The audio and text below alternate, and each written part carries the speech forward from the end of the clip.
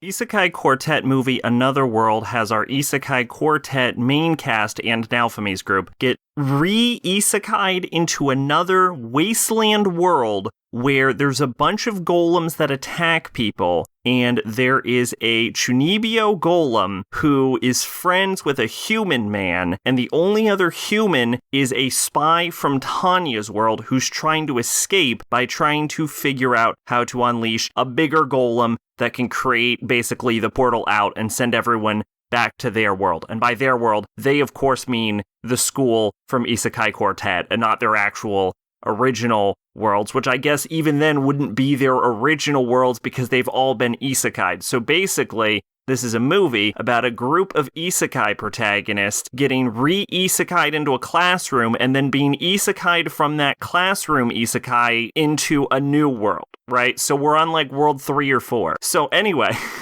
despite the insanity of the premise, this movie tries to be an actual movie. It's a lot less of a comedy and a lot more of just a general film with a solid 3-act structure and a narrative. We have the characters, they appear in the new world, they get split up, they come back together, the plot reveal happens, and then they defeat the threat and all go back home, and it's revealed that Oz and Garfield from ReZero, they're in the class now too.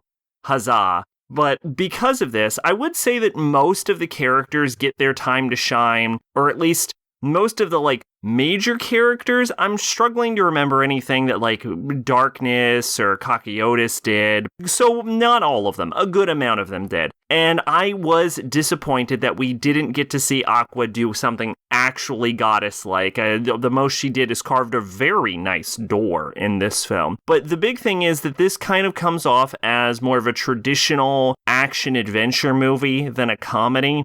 And so I imagine there's probably a market for this, but that's just not what I want from Isekai Quartet. I don't want a real movie. I want a bunch of dumb jokes with characters interacting with each other that shouldn't be interacting with each other in scenarios that make no sense.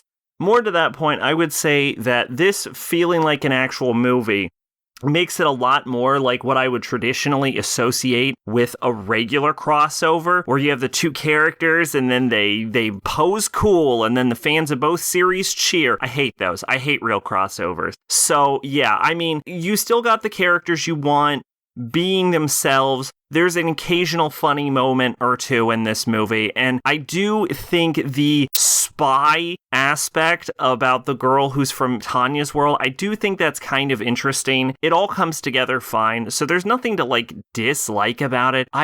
It's not what I would have wanted, and because of that, I'm a bit disappointed. And to be honest, don't let my disappointment trick you. I would probably feel the exact same way about this no matter what. Like, if you told me that this is what this movie would have been about, I would not have been enthused. So it's not it wasn't what you were expecting. No, I would have felt this way regardless.